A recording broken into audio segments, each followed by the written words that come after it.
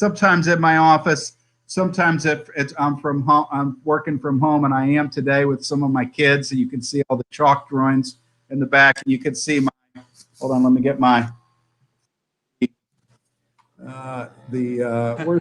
where's my giraffe? I got to move my head for we see it. Anyway, there's the giraffe. All right. So I have a great guest today. I have Matthew Ryan from showmechange.org has been kind enough to join me today. He's got a limited time, and he's really an expert on this. Matthew, I met you on a Zoom thing where I was learning some of your knowledge. Good. Yeah, I'm glad you joined a week ago, and every 4 years I work the polls as a volunteer lawyer and a poll watcher or a poll challenger. I've done it for 20 years or so. But anyway, Matthew, can you please introduce yourself and tell us what showmechange.org is? Yes, happy to. So I'm Matt Ryan. I'm the voter protection director of Show Me Change.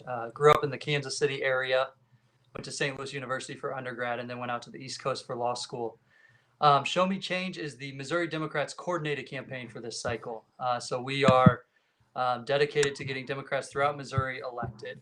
Of course, at the top of our ballot this cycle is Nicole Galloway in the gubernatorial's race, but we are working on all the statewide races, competitive congressional races, CD2, where Jill Shoup is running a heck of a race, and a lot of the competitive House races in Jeff City and the competitive Senate races as well. And so my job as voter protection director, and my team, of course, our main job is what you mentioned, Gary, and many thanks to you. You're one of our volunteers this year.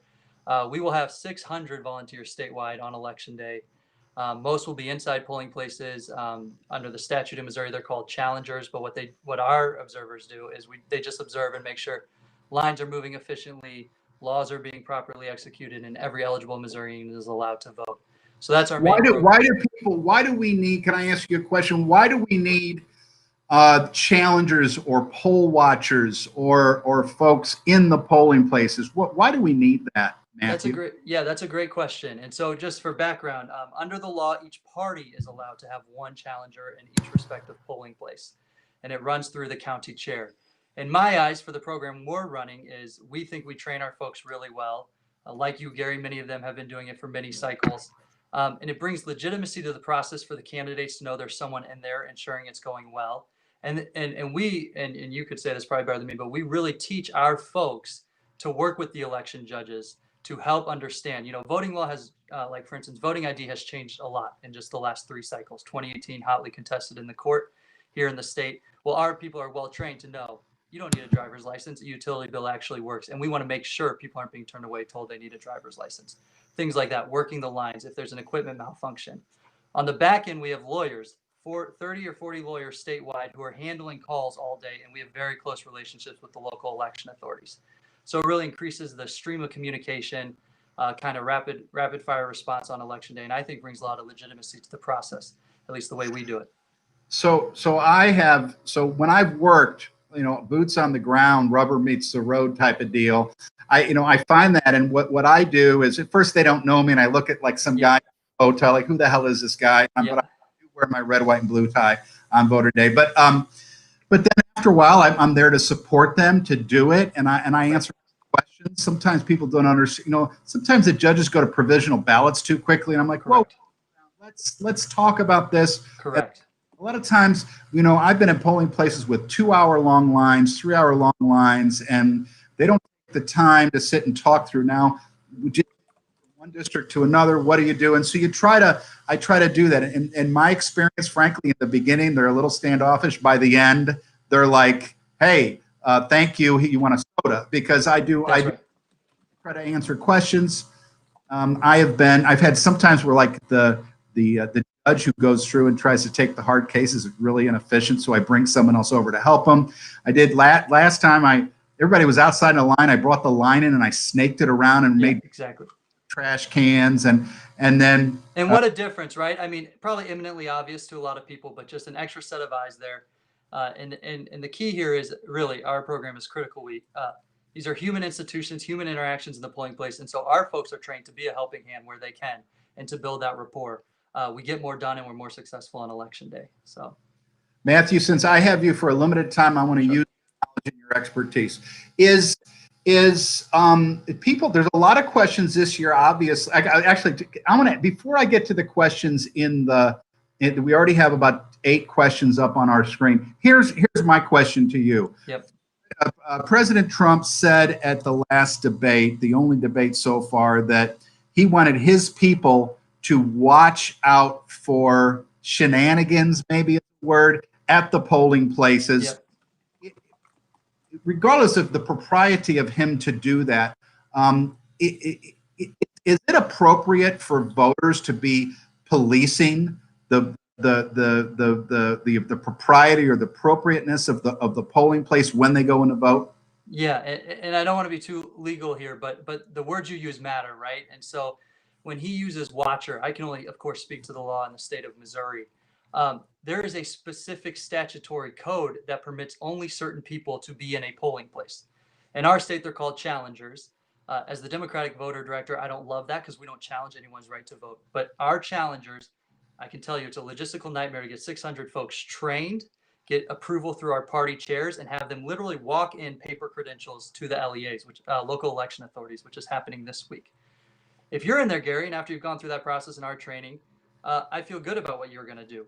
This idea that a random voter in line would watch and then think they could stop someone else. First, I would want to know what they're watching for and makes them think certain voters they can stop. And secondly, they're not entitled to that under the law. They're entitled, only voters can be in. You're entitled to go in and cast your ballot.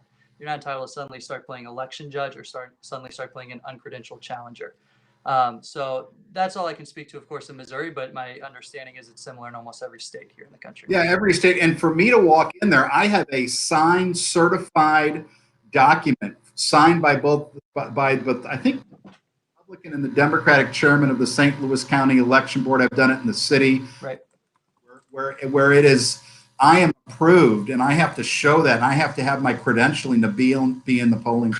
And you take an oath, Gary, and you also can only challenge in the place in which you live. You can't go drive in to a random county and decide to wreak havoc. So right, and you have training, and there's all kinds of stuff. So I know there's a bunch of lawsuits in Arizona from the 2016 election because there were guys in AR-15s asking people for green cards, and there was more of a Latino vote.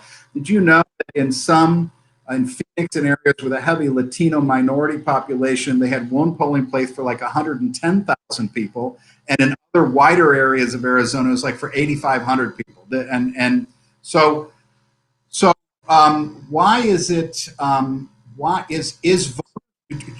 Are you concerned about voter suppression or intimidation in 13 days? And if so, what measures are you doing to address that? I couldn't open Twitter or open a newspaper every day and not be concerned about voter intimidation. But what I want to be very clear about is a lot is being done to make sure this doesn't happen. And the reason I want that is because just in the air, the idea that there could be a guy with an AR-15 at the polls, even if this hypothetical guy never shows up, in my eyes, is a possible suppression tactic. Someone gets off work, they're making the decision whether they want to go vote or not. They know who they'd vote for, but they're facing, a tight schedule. If it's in their mind they're going to face someone down, that will possibly tilt their chance of whether to go or not. So I want to make very clear, we are hyper alert of this in the voter protection team. Our outside counsel is. We're present in part of the states we've never been present before, down in Southwest Missouri, Newton, McDonald, Jasper County, that sometimes see these issues, and we're present down in the Boot Heel as well. We are in contact with law enforcement agencies. They are also hyper aware of it. And we have laws that prevent this kind of stuff. And we have federal laws and we have state laws. And so, and Gary, you were trained on this. We have 600 eyes and ears. It's a very fact-intensive inquiry on whether someone is intimidating a voter. And so we need eyes and ears to get that information, and we're going to move on it quickly. Every local election authority I talk to is aware and is going to do the right thing to make sure that doesn't happen here in Missouri. Yeah, and for any, because we are in a public forum now, and for that was just a question I was throwing out to you, Matthew. For all the voters who are going to go to the polls, you need to know you do not need a driver's license. You can have a utility bill. You do, or a state ID. Correct. To check to see if you have a warrant out for you or your back child support or anything like that. You have a constitutional right to vote free from harassment and intimidation. And Matthew just said, there is a robust set of laws, both state and federal. It is a federal felony to intimidate a voter, and Missouri has criminal consequences too. They do.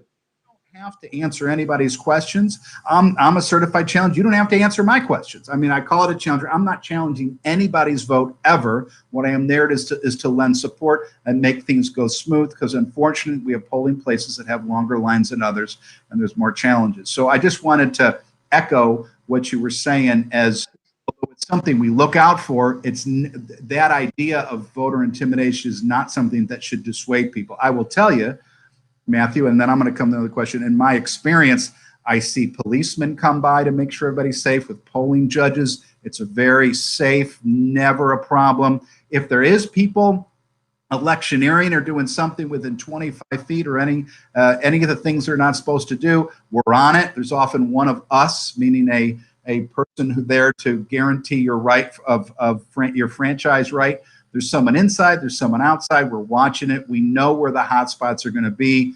Matt runs a center call area where we're coordinating, and I am not interfering in any of this stuff. What I do is I communicate to other people. The election board is called the appropriate officials, neutral officials, not Democrats or Republicans, get in there to make sure there's that everything's safe. Is that fair, what I said? Yes, that's absolutely fair, and worth reiterating, right? Because we need Right.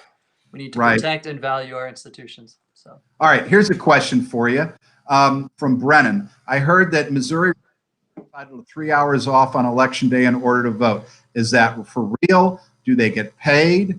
Is there a Missouri statute on this? He quotes a statute. What's the Brennan, you are, don't you love having an election lawyer? I can tell you 100% your first part of the question is right. You are entitled to 3 hours off. I am not sure whether it's paid or not. I don't have any labor law experience on that end, but under the statute, an employer must give you the time off, 3 hours to go vote on election day. All right, thank you. What about, can you talk to me? There's been so much talk. So as of yesterday, I looked this up yesterday because I sent a newsletter out yesterday. 35 or 36 million Americans had voted since as of yesterday. We are not. So I was, Tuesday is not election day. Election's happening right now. Yeah. Can you talk to us about the requirements in Missouri briefly about absentee balloting and mail-in balloting? I already did this in a couple of shows before. Yeah. My son is in Tulane University, and he voted absentee. He promises me he mailed it in today.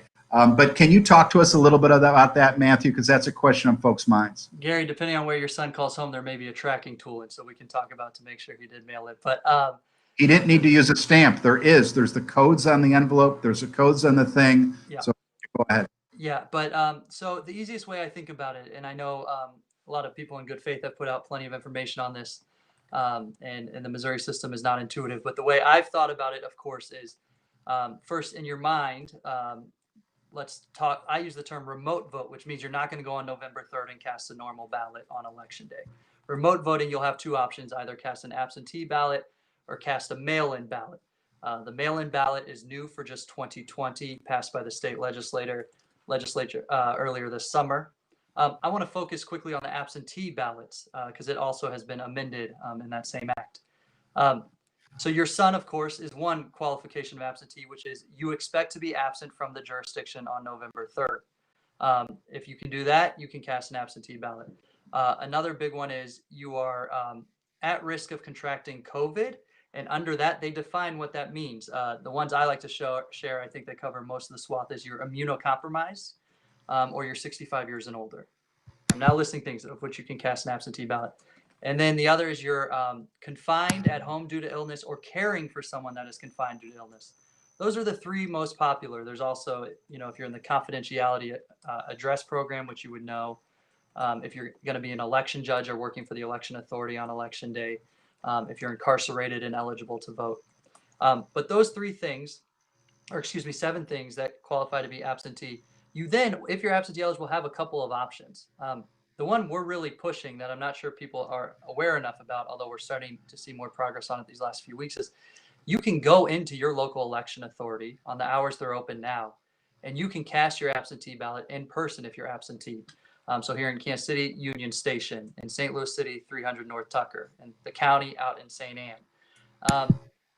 And you go in, and you can do this in every county in the state, all 116. And they will ask you, what's your excuse? If one of the 7 meet, you give it to them, and then you just cast it. You both apply and cast your absentee in that process. If you do that because you're in the local election authority and you're absentee eligible, you don't have to worry about this notary thing at all. An election judge is sitting there watching your ballot. You can cast it. And so we're really pushing that option. If you're your son, I did it. It's easy. I did it. It's easy. It's incredible. It's easy. And the lines are increasing. And St. Louis City's opening satellite offices now. St. Louis County's opening satellite offices, including this Saturday. Kansas City's open satellite office. If you're your son, of course, Gary, you don't have that option. And so he had to do his absentee through the mail. Get it, applied, sent it down to New Orleans, marked it up, and then I assume he probably had a notary because he was, he had to go notarize it. All these kids in universities, they have to vote by absentee if they're in school. And so the university had a great program to make notaries available for free to students. Excellent. And then he mailed it back in. And when that's your best option, that's your best option. If you're not absentee eligible at all, you have this 2020 mail-in ballot. We're not encouraging it. Our polling coming back indicates not very many people are doing it. Only about 2.5% of the voters in the August primary did it. But the option, of course, is you apply, mail in, the ballot gets sent to you, you fill it out. It has to be notarized. And then your only option is to drop it back through the USPS to your local election. If you're like my parents, who may, I don't know if they know the technology to watch this show, even though I do it every week. I don't know. No, my mom was a guest. So my mom is the former head of the election board in the St. Louis City for years, about 5 years, until about 5 years ago. So, excellent. Former lawyer and a former judge in the city. So she did that. So one of the, did I interrupt you? Did you say everything you wanted to say about that? I did. Yeah. Thanks. Can you talk to us a little bit? I think I got 2 more questions. And listen, if you need to go, you got another minute? Yeah, let's take till about 2025 would be great. All right. Thanks. Can you tell people, I don't want people, with this stuff about going and watching polls and guarding against, can you just, so people need to know our election boards are, both parties run our election boards. It's not one or the other. And that's true in almost every state. So you'll have an equal number of Republicans and Democrats there to run the election board. In my experience, they get along fantastically, and they're working together to make sure everybody votes. And there's usually very little tension from the people who administer the election boards. Is that fair in your experience? That is. I mean, one nuance is we only have election boards in some jurisdictions in the state, the most populous. St. Louis City, County, over here on the western side, Kansas City, Jackson, Platte, Clay. The other counties have a county clerk. But your overarching statement is true regardless. And I can tell you, because I've met with many of these clerks, I've called with many of these clerks, some who, their heart is absolutely 100% in the right place. And every step in which your eyes may get nervous about what would happen, there's a bipartisan team of election judges. When ballots are open, when absentee ballots are open the Thursday before, there will be a Republican judge and a Democratic judge. That will be true everywhere throughout the state. When everything's cast, when decisions are made inside the polling place, it's always done by bipartisan. When the ballots are driven afterwards over to the local election authority at 7 p.m. on election night, driven by bipartisan teams. That's important. And I feel like I live in 2 worlds. I read on Twitter one thing, and then I see every day these like public servants that are just trying to get it right. And really, regardless of party, their heart is absolutely in the right place. That's one of the challenges that I've had with the rhetoric coming from different politicians for their political reasons is if you know anything about this, how hard and how difficult the election people are. Do you think all those judges are sitting in those rooms from 6 a.m. to 7 p.m. because of their hourly rate? No, they dedicated officials. They're dedicated people who want to make, I love elections. It's like, people need to appreciate what a blessing it is to be able to have the safest, best election system in the country, in the world. That's right. Have it torn down so cavalierly has been a challenge. Right. But it's worth doing homework, right? Of course, Gary, we're not sitting here naively, not realizing it's 2020 and we have issues. But there are a lot of institutional protections, and we're doing our part to be one of those pillars. So right, and so people, and that's what happens. So yeah, so and what Matthew means is people do changes to the laws and stuff as we go along. Years ago, when voter fraud is starting to be suggested, then protections happen for that. 5 states only do mail-in voting. And in fact, the irony of the rhetoric is that mail-in voting was the MO of Republicans in all the states that do it, because they bank their votes with their voters, and then they would see. I've heard them speak on the Lincoln Project and other things I listen to. Then they would see on election day, see if the Democrats catch up, because they banked a lot of mail-in votes. So, and our president already voted by mail-in voting. Let me get one. Parting question. I know you got minutes. What, from a lawyer's point of view and a legal point of view, what message do you want to send to everyday voters, everyday Missourians in the last 2 weeks before the election? It's a great question, and it's something we have to remind my team too when we encounter this. Vote, and get your plan. I mean, go, if you're unsure in the state of Missouri, call your county clerk and get an answer, and then go for it. I mean, I believe we need change in Jefferson City. Go vote. Let's ease these processes. But if you don't vote, you've taken yourself out, and you've marked a 0 in your column, and a person you disagree with vote, they're now 1-0, and you have no retaliation to that. So if you're frustrated with any sort of problem, vote. And I promise you, there are a ton of people. We're going to wake up at 4:30 a.m. on November 3rd. We've seen massive poll worker recruitment in this state in the last few weeks. It's been incredible. People my age, millennials, who step up because of COVID. Poll workers who've been doing it forever and still are going to do it and just put a mask on. There are so many people that morning that want to make sure you can vote and your vote will count. We're one of them, and so are a lot of other folks, regardless of party affiliation. And so our institutions are only as good as each individual American makes them. So, Matthew, if someone wants to know where their polling place is, where do they go to find it? So the Secretary of State has a very good tool, actually, and you can almost do it it's a sensitive tool. You got to make sure you really put in your address correctly, but it's nice because you can both verify you're registered, and then also you'll be able to look up your polling place. I might as well, so my digital team doesn't yell at me, Gary. We do have a website as well for the Show Me Change and for Nicole Galloway. Is it showmechange.org? Well, the one that is a voter education tool is movotessafe.org. And there is a place there where you can look up your polling location. We explain in there, the different options to vote. Out there is listed, so you can really stare and see if you're absentee eligible, those kind of things. Thanks for putting that up, Gary. And so that's another option. Or, of course, always call over to your local election authority. They're either called your election clerk, or they're called, the directors of elections in the big cities. And they can tell you, they can look you up right then and see if your registration was accepted. They can tell you where you're voting, those kind of things. Yeah, make your voting plan. All right, well, Matthew, Ryan, and showmechange.org has good resources too. If you Google stuff, if you can't remember this, Google vote. There's a votes.org. There's different resources. Make your plan to vote.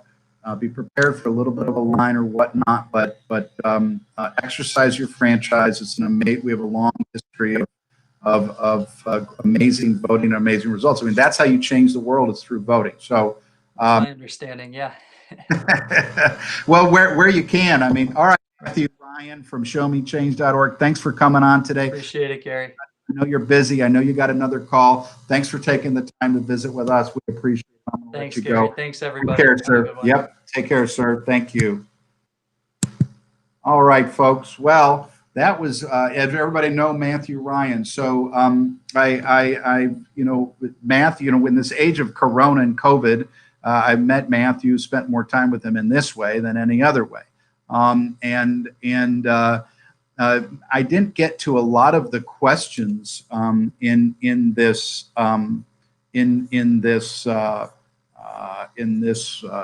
our live chat, and I'd like to turn to them now, because we do call this Ask a Lawyer, and we should make sure we're answering the questions that are asked. So fantastic. So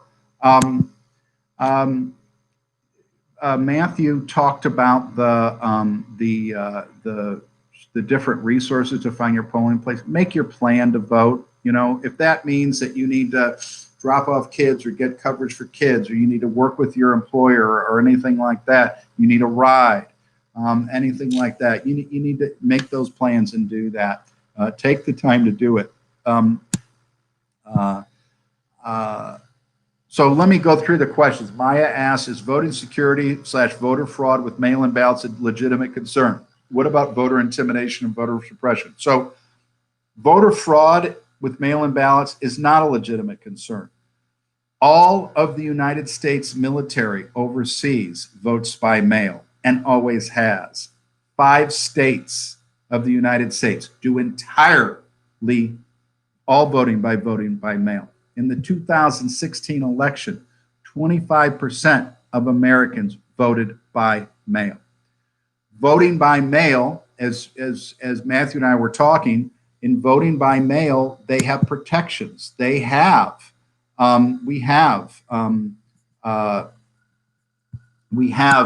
protections. They'll track the ballot. You'll have a Republican and a Democrat official looking at each ballot, approving it. They look at signatures. They make sure there's not 2 votes for one person. They check that. They don't count the second one. They double do that.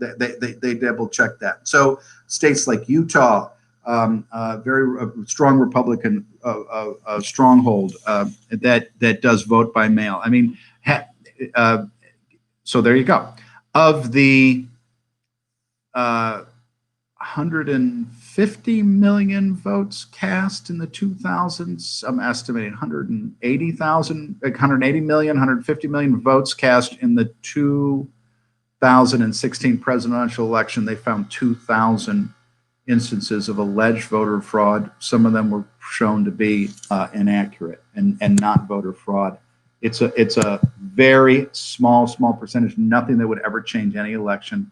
None of that. Although you see that said by politicians on Twitter and Facebook, it's not a legitimate concern. Voter intimidation and suppression is a legitimate concern. There are polling places where people wait hours to vote. In Houston, Texas, the county, there are 6 million people there. They have 1 voting location to vote in person before the election. They have more on the election day. And so voter intimidation, suppression, if you make it a long line to get to voting, that's intimidation and suppression. If you make access to the ballot, access to voting, why don't we have weekend votings in more than one day, or open up mail-in voting and control for fraud? So those are some challenges. And I think that there's only one way to change voter suppression is get out and vote, and then vote for people who are going to be in office where they that will open up voting and make it easier. Not easier to commit fraud, easier to vote. Because too many times, and that's why we all lament and complain that not enough Americans vote, or I didn't vote for them. And stuff. Get out and vote.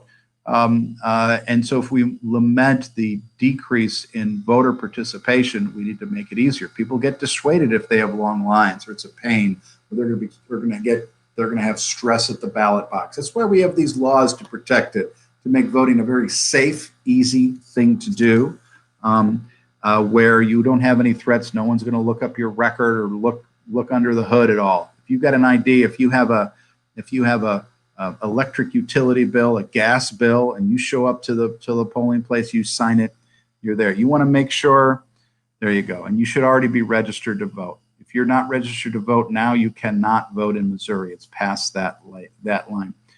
Davey asked, and I don't think we quite got to that, why is it so difficult to vote by mail in Missouri compared to other states that allow it as a standard option for everyone?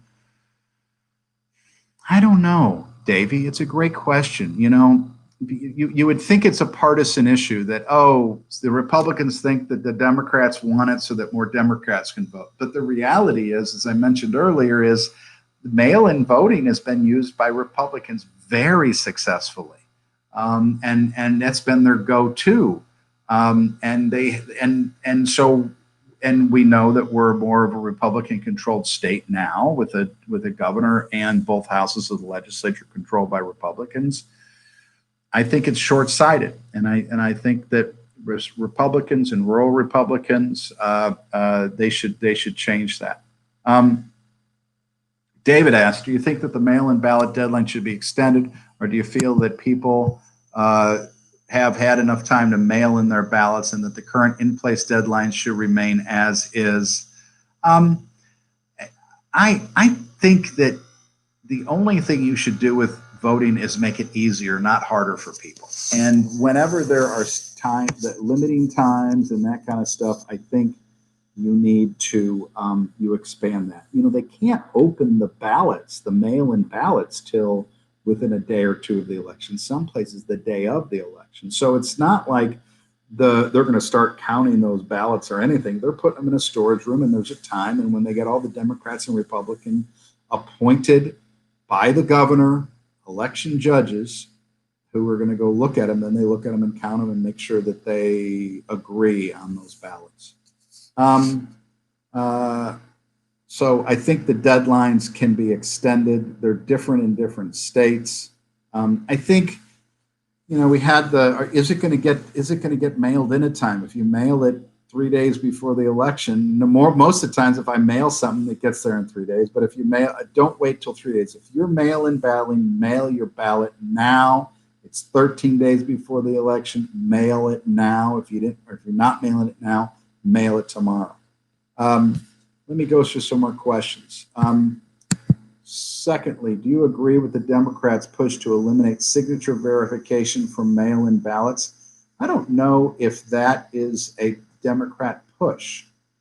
I know Democrats have pushed back on voter ID laws because it suppresses the vote. So, like, you must have you must have a valid driver's license, or things that disproportionately affect Democratic voters or minority voters. I know they pushed against that. I do not know they've eliminated signature verification for mail-in ballots. I wasn't aware of that. I think it's fair to sign. I think it's fair to make people sign. The question is, do you have to get a notary? Is that fair? Because notary services they're harder to get to, and it's an extra hoop for people to jump through. Although on the vote.org and the different, if you Google voting and where can I get a notary, there's over 100 locations in our area alone where you can get free notary services.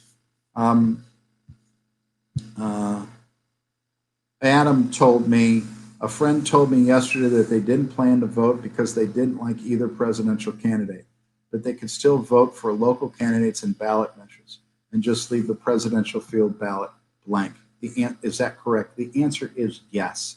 You vote for who you want to. A lot of times people don't know the judges, so you vote to retain judges. So they say, I don't know about that, so I'm not going to do that. Or they'll read a ballot initiative and they're like, I forgot to read about it. I don't quite understand it. I'm not going to vote. So yeah, you can do that. You can do that. Now I will also say that tell your friend, Adam, that don't make perfect be the enemy of good. Okay? And I very rarely have liked everything about every candidate that I voted for. But voting is kind of like, you have a civic duty to weigh in. It's part of being a citizen. You want to get all the benefits of living in an amazing country like America? Well, we don't ask you to do much. Vote once every 2 years, vote once every 4 years. That's not a lot to ask. Sit and read about it and do it. And, we only have a two-party system. It's not Europe where we have 7 different parties and you can get someone who more aligns with their values. But doing that and changing and surrendering to they say voting is kind of like public transportation. If you're going to get on a bus or a train, you're going to go where it's going to go. You can't have it go down one side street and do this or this. You kind of got to go with the flow. So that's another way to look for people who say this candidate isn't perfect. I really don't like him or whatever. I get it. Sometimes you got to hold your nose, or sometimes you vote for the worst of two evils. You're like, you know what? And I've had that election. You know what? I don't really like this guy, but I know I don't like this guy. So, and voting is not saying I'm putting this guy up on a pedestal. This is the best guy ever. Voting is sometimes it's the lesser of two evils. Or you're voting for someone who, even if you don't like both, which one do you hate worse, vote for the other guy or whatever. Michael asked me, Missouri Department of Corrections lawsuit, when is the Supreme Court going to render a decision? I believe that the Supreme Court is leapfrogging over our case. Michael, I don't think they're doing that. It's a complicated case with complicated issues. I've said for a while I do not anticipate a decision before the election. I don't know if the Supreme Court wants to be careful to weigh in during politically hot times, and the governor's in an election right now. I don't know if that means it's good for us or bad for us. I don't know what that means. The Supreme Court takes their time with cases. It's been 6 months since it's been argued. That is not an unusual time for that, and more complicated cases take more time to rule on. Brennan asked, Erlene Tulloch, how are you? I see you. Erlene, congratulations to your, I need to say this, Erlene, congratulations to your daughter getting married. I talked to your husband yesterday. I was so happy to see those pictures on Facebook. To your daughter's nuptials. I think I spelled that right. Sorry. NPR reported that more than 550,000 ballots have been rejected so far in 2020, outpacing 2016 by a large margin. Do you think this is going to have an effect on the 2020 election outcome, or that putting such a focus on mail-in voting was a good idea? It seems like this can hurt both parties. Yeah, it's bad to have your ballot rejected. It's hard to follow these directions sometimes. Some states have more rules than others. For instance, like you have to put it in an envelope, or you have to, in an envelope within an envelope, and which one do you sign and which one do you do? This election law can be complicated. That's too bad, Brennan. I didn't see that article.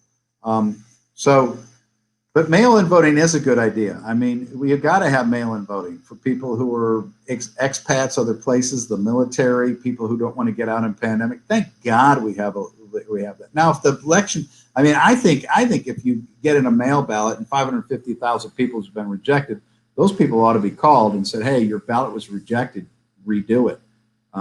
But when there are states, but here's the fail-safe on that, Brennan. Let me get to the better answer.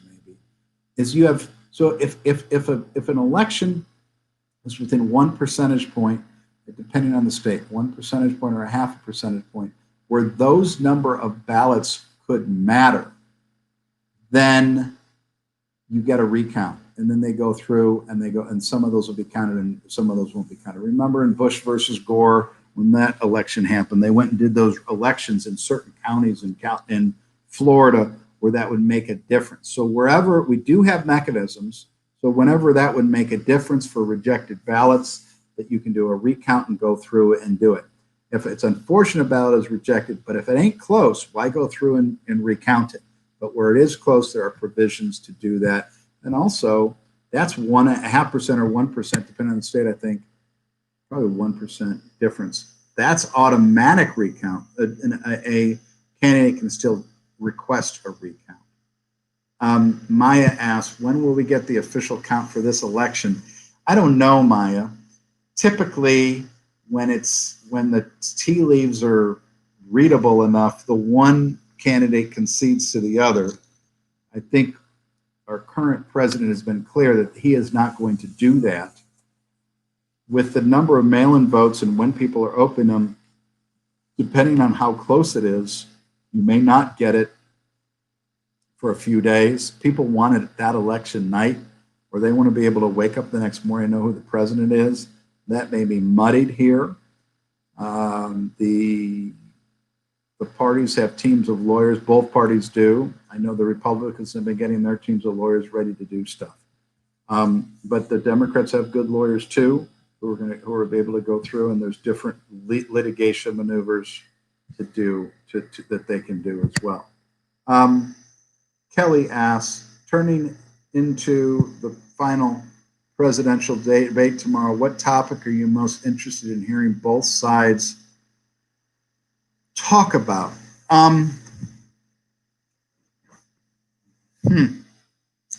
Well, you know, the issues, this election issue. And I wish we could talk about how great our election system was. I'd like to them to talk about, honestly, about all the fake news out there on Facebook and all these other posts where people are just talking about fake news about everybody. And there's no way to vet it. It's a new age of yellow journalism. But let me get to, but now that I'm thinking about it, Kelly, is, I'd love a question where they would talk about the wisdom of paying down national debt, or they talk about tax policy, or they talk about Medicare or Medicaid expansion or contraction, or they talk about, I long for the good old days when we talked about policy and had intelligent debates about policy among candidates. It seems now we have accusations of random stuff, interruptions, throwing everything against the wall and see what sticks, not answering questions.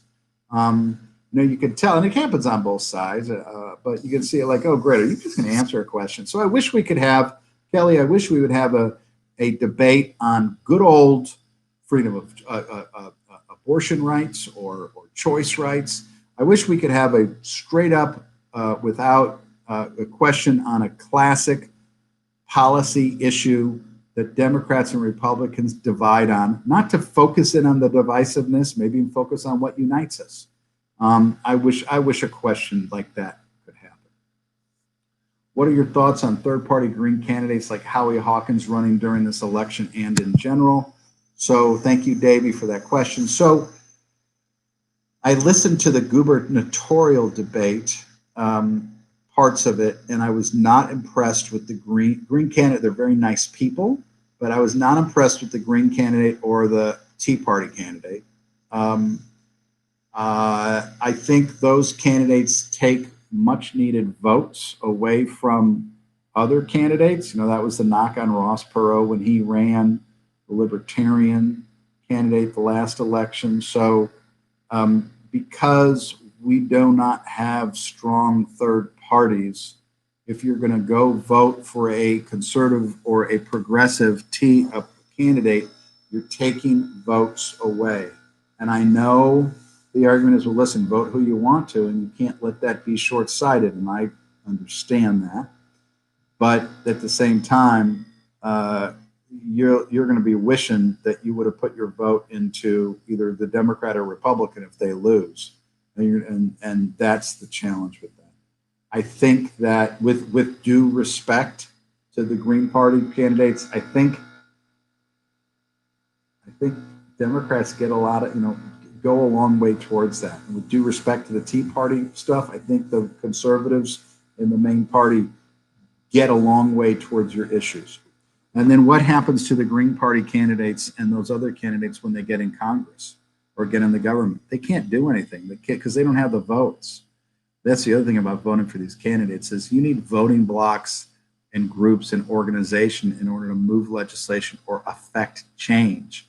And if you're the sole libertarian like Lieberman, or you're an independent or something like that, you're not going to be able to get stuff done either in Washington, D.C. or Jefferson City or Springfield, Illinois, or wherever you're going.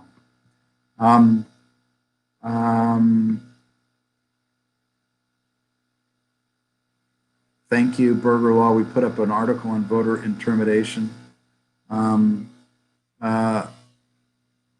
Brennan asks a B question, replying to Davey, Kanye West 2020. You guys are great. Thanks for the great questions. Well, everybody, listen, I want to thank everybody for the great questions today. I want to thank Matthew Ryan for being our guest on today's Facebook Live show. I would just leave you to echo Matthew's thought on the voting issue is please vote November 3rd. Get your plan to vote. What is your plan to vote? Talk to your employer about getting off work. Go vote. Go vote your conscience. Take your time to read up on the issues. So let me, and before we go, so Amendment 3 of the Missouri Constitution is the opposite Clean Missouri amendment that was passed 2 years ago. And I went and voted, and I read Amendment 3, and it looks good. I would have voted for it had I not read about it. So if you're for cleaning up Jefferson City, if you're for